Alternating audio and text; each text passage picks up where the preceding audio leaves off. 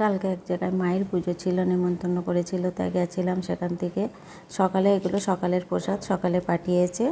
আর কালকে রাত্রে আমরা ওখান থেকে প্রসাদ পেয়ে এসেছিলাম। প্রথমে জল দিয়ে গেছে, তারপরে পাতা দিয়ে গেছে, রুমাল দিয়ে গেছে, তারপরে রাইস দিয়ে গেছে। রাইস দেওয়ার পরেই আলুর দম দিল। এবার আমি খাওয়াটা শুরু করলাম।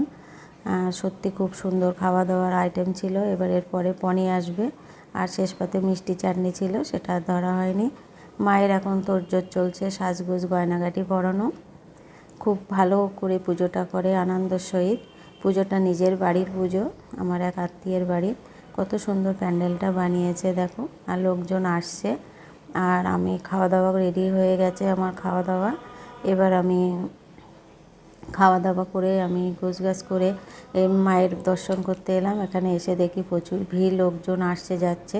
তা আমি এক ফাঁকে একটু ঢুকে ভিডিও করার জন্য গেছিলাম, কিন্তু তবু ভালো করে মাকে ধরতে পারিনি। দেখো সবসময় লোকজন এসে যাচ্ছে। যাই হোক, মাকে একটু ধরে নিলাম। দেখো মাকে দেখলে মন ভরে যাচ্ছে, কত সুন্দর। এখন তোড়জোড় চলছে, এখনও ব্রাহ্মণ পুজোর গোছাবে। এখন আমি যখন চলে এসেছি 10:30 বাজে।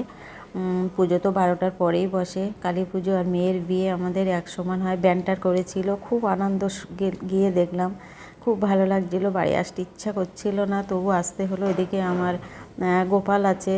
আর এ দেখো আমাদের বিয়ের মতো সিঁড়ি করতে হয়, সিঁড়ি আছে। পুজোটা খুব সুন্দরভাবে করে, আমার খুব পছন্দ হয় এদের বাড়ির পুজোটা। আর দেখো মায়েকে দর্শন করো, মন ভরে যাচ্ছে। আবার পরে একটা ভিডিও দেখা হবে।